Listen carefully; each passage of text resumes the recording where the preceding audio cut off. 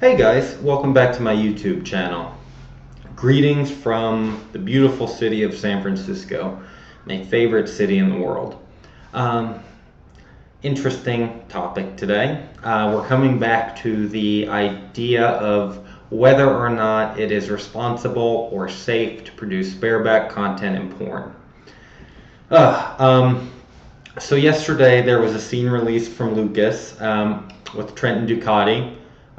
Apparently he's signed on as an exclusive with them to produce some bareback scenes. It, as expected, got a ton of commentary on the blogs. Some of it interesting, some of it that was part of a reasonable discourse on the topic, but a lot of it was really kind of um, misguided in its thinking. A lot of it was just downright rude. Uh, I think in cases like this, where you're dealing with issues that promote a very strong emotional reaction out of people, what tends to happen is people kind of leave facts, leave rationality, leave pragmatism to the side, and they immediately start creating these straw man arguments where they focus on maybe a one-off scenario of something that's very unlikely to happen, and then they make that the center of their argument, or they start to misconstrue or misinterpret what the other side has been saying or doing to fit their line of thinking and their rationale. It's my personal opinion that all issues, whether they elicit an emotional response or not, should be argued and discussed rationally, pragmatically, reasonably, without name calling or insults or insinuations, based on the merits of the facts and the particular circumstances of that given situation. In my opinion, and this is just my opinion, and coincidentally, this is not a support for studios who are doing it, and it's not being antagonistic towards studios who would prefer to only use condoms, but it's just an exploration of the idea, the topic, and kind of the rationale behind both sides. I think that two consenting adults, first and foremost, have the right to choose to do anything they want to do. A company has the right to produce whatever content that it feels will be able to be profitable and allow the business to thrive. Now, I think within those two statements, adults having the right to do what they want and companies having the right to do what they want, it should all be done as responsibly as possible. So, first and foremost, what a lot of people are doing is they're creating these straw man arguments, and they're either focusing on something that is not being discussed, or they're spinning things in a certain way that's not quite right. So first and foremost, let's get started with the fact that no one can dispute the fact that condoms are single-handedly the most effective way to prevent HIV when you're dealing with people interacting who don't know each other's status. In the real world, when you meet somebody at a bar, grinder, whatever it may be, you don't know their status. You don't know if they're being honest with you when they tell you their status. You don't know when the last time they were tested, what kind of test it was, whatever it may be. So use a condom because it's your responsibility to protect yourself, because you don't know. So arguing the merits of condoms in your personal life is a bit different from arguing the merits of condom usage in porn, where you can create a strict testing environment so that you remove the unknown of pairing people up with different statuses.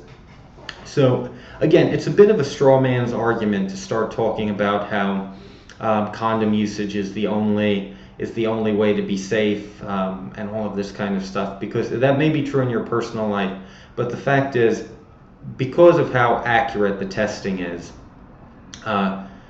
you can greatly or almost totally eliminate the risk of HIV transmission on a porn set, because it is a controlled environment. So, if we're going to say that, let's say condom usage depending on what you read, has a 98 to 99% success rate in preventing transmission of HIV.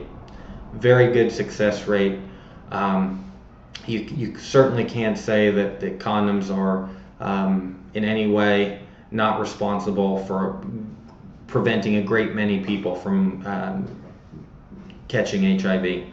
But at the same time, modern testing is 99% plus accurate.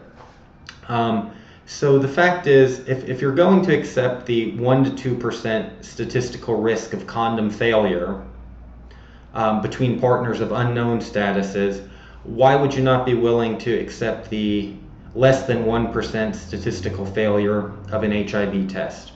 Because the fact is, if it's 99% accurate or 99% plus accurate, most likely you're having two people who are HIV negative paired up in a scene. There is no risk of transmission from two HIV negative people. Zero.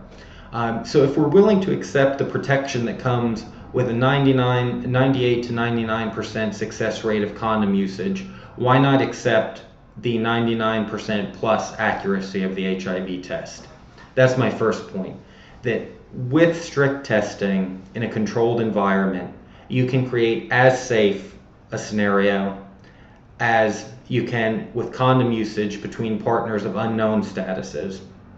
Probably the best of both worlds would be to have both testing and condom usage, because in the rare event that the HIV test was wrong, you would still have the condom in place. So that would be the most safe way to film porn possible. But very often what you have is the condom studios who produce only safe sex contents, that not all of them, because some of them do test, but most of the major ones say, well, there's no need for testing because condoms will prevent HIV transmission. Why should we test if we're going to use condoms? Condoms are safe, they're going to work, they're reliable. Right, they're reliable 98 to 99% of the time, but they still consider that safe. Safe enough that you don't need to test. Why in turn should they turn around and say that a studio was producing bareback content but testing, somehow that's not good enough, when it actually has the testing has a slightly higher success rate than that of condoms? So that's food for thought right there.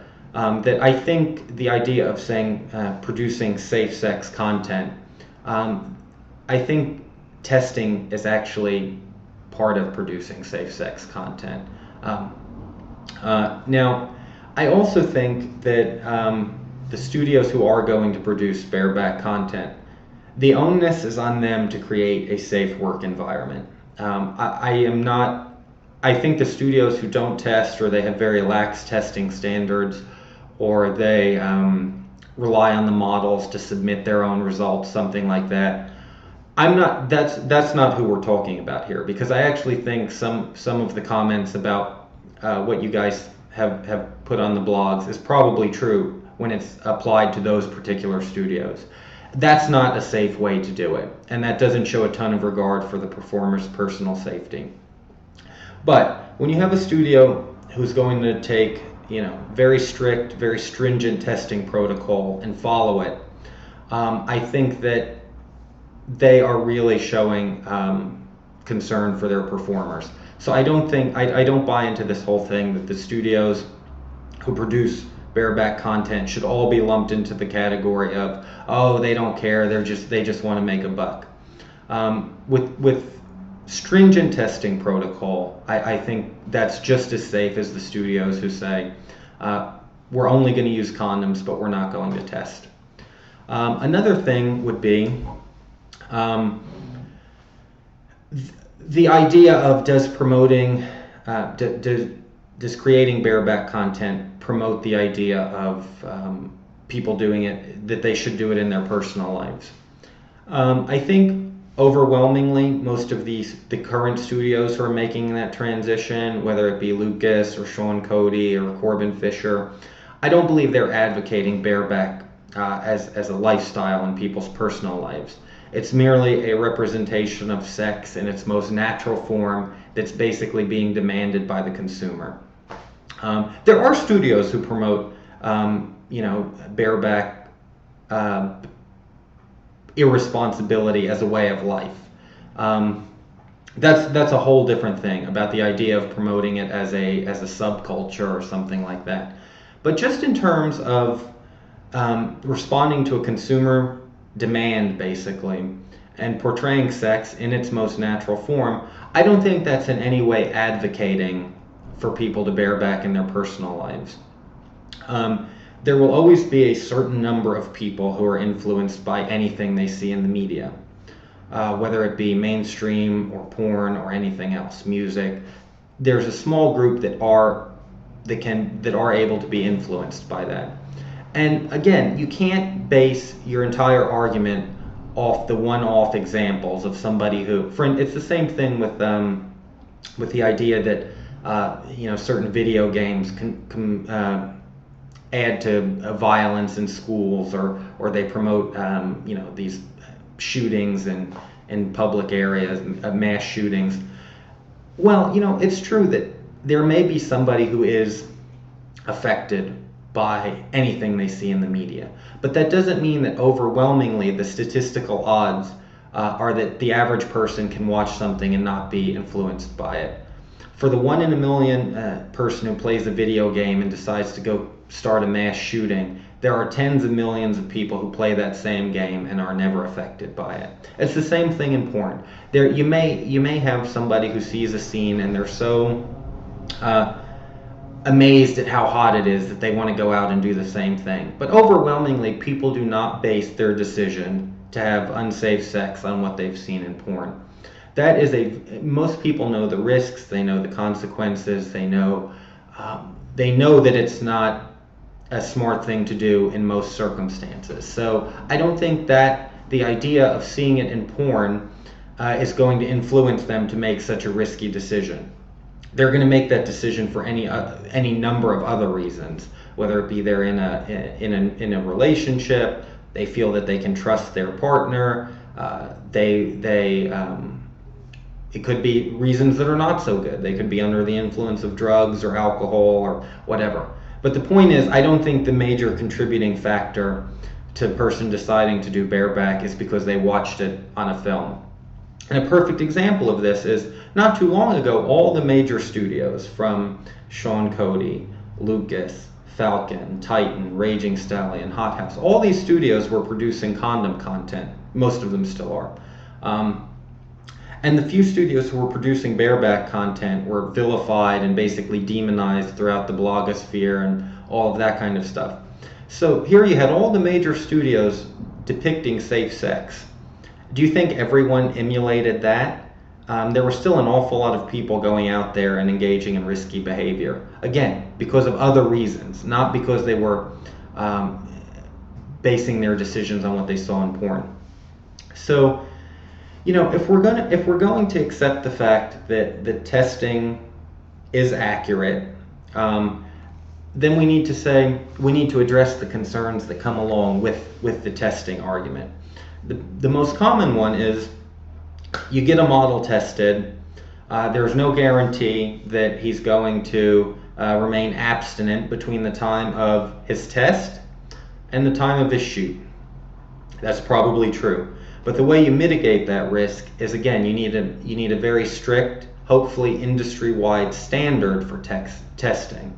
I think the time that a test is allowed to be used should be no more than a week, maybe 3 days.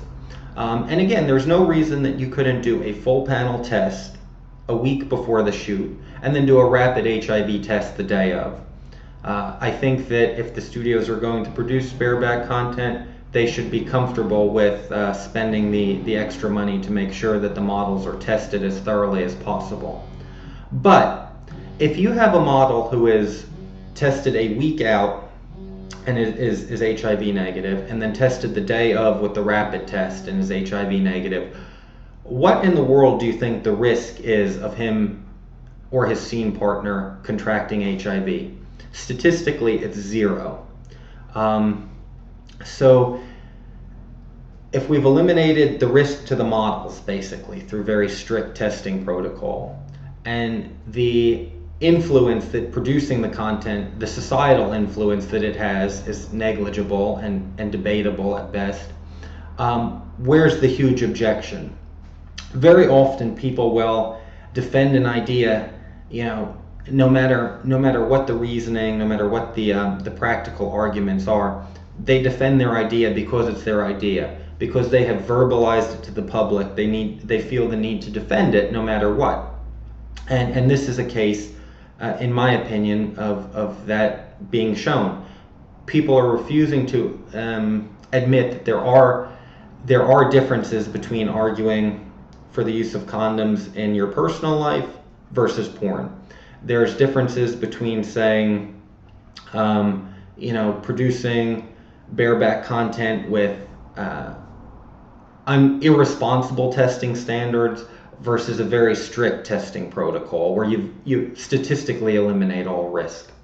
Again, this is just food for thought. It's not advocating for the production of bareback, and it's not aimed at a shot against people who are advocating for condom usage. I think it's great to promote safe sex, but I think it's also irresponsible of the people who say condoms are the only way to go to say that strict testing protocol is not a form of creating a safe sex environment.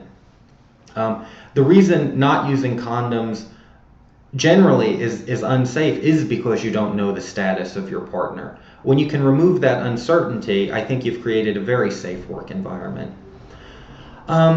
So far as people who say, who still are on the bandwagon of saying that producing bareback content, and this is directed more at studios and people involved with studios who say that producing bareback content has a huge influence on society. I think if you want to hold that ideology, that's fine. If you really believe that the platform of porn provides great power to influence people's personal decisions, that's great. But then you should also practice what you preach. So I would ask, when studios who are saying that it promotes social irresponsibility, do they have a catalog with old bareback movies that they continue to monetize, that they continue to re-release, that they continue to have on the website? If they do, they should remove those.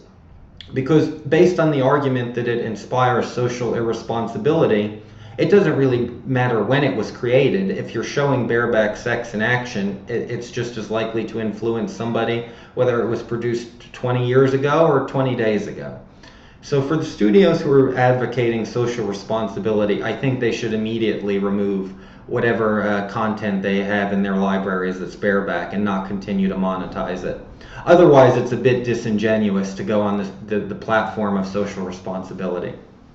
I think that a lot of the people who have left comments on the blogs don't realize what they're arguing, and they're not able to separate the fact that one can argue for the merits of condoms in a person's personal life where it's not as controlled an atmosphere, and one can also advocate that testing is as reliable in the porn world under stringent standards as condom usage is. So, I can think back. I've been debating as to whether I would bring this point up or not. I think I will. I'll do it very discreetly. I won't name the studio or the model or my friend who was involved.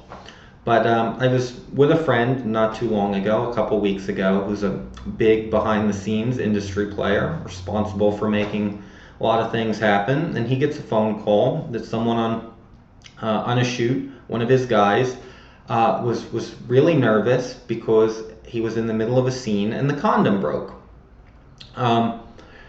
What was really interesting about the situation was one of the performers was HIV negative, one was HIV positive. And you have a condom breakage. So would it be reasonable for somebody to say that, that studio just doesn't care about the model's health because they didn't test, they didn't do this, they didn't do that, they're just not worried about it? The studio would say, of course we care, that's why we use condoms. Yes, this was a rare instance that the condom broke, but statistically, if you use condoms, you're going to keep your model safe. If you're going to accept that argument that there could always be a one-off failure of a condom breaking, why in the world can't you accept the argument that the testing is 99% plus accurate? And so yes, the condom broke. There was no fluids exchanged. I'm sure the model who was negative is still negative. But again, accidents happen. Condoms are not 100% effective. They have no better success rate than the accuracy of the HIV test is. So another thing that I really don't like seeing on the blogs is all the speculation about everybody's HIV status who has participated in this filming. You don't know how those pairings were determined. Just because somebody participated in a bareback scene does not mean they're HIV positive. Very, very often it could be that they were comfortable, that their health was being protected enough that they didn't feel put at risk.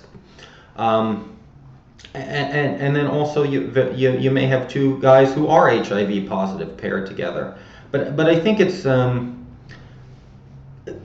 of sad to see all the speculation about somebody's personal health going on in the blogs. Oh, if he did this scene, he must have this, and all that kind of crap. Another thing that I don't like to see is the idea that some people are saying that a performer who has been involved in a bareback film somehow should bear responsibility and should feel guilty if somebody watches that film and goes out and has unprotected sex and becomes HIV positive. That's a bit of a stretch. Whether you watch the film or not, it's still everybody's personal decision to go out and make the decision to bareback. I don't think the performer or the studio bears any responsibility for that. And again, I think it's such a small number of tiny fraction of people who could be influenced by porn to begin with that argument holds very little water in my book. But I think that it's important to discuss these topics based on statistics, based on the facts at hand, and based on the individual argument. Again, I have not heard Trenton Ducati, I have not heard Lucas Entertainment, I've not heard Sean Cody, I've not heard Corbin Fisher. None of these studios have been advocating for bareback sex to be a way of life. They're simply responding to a demand in the marketplace. And I don't fault them for that. I think provided that they do it responsibly and create a safe work environment, I don't see the need for all the hateful comments and things that absolutely are not applicable to this situation. Some of those comments may be legitimate if they were directed towards other arguments or debates or maybe even other studios. But the ones at hand, I think for the most part, all the negativity is a bit off base. Just my opinion, food for thought. I'm glad you guys took the time to watch the video. I'll certainly be interested to see, as more of these scenes are released and probably as more studios start to go down this slope, if some of the commentary starts to change. Anywho, I hope you guys have a great day, and thanks for watching.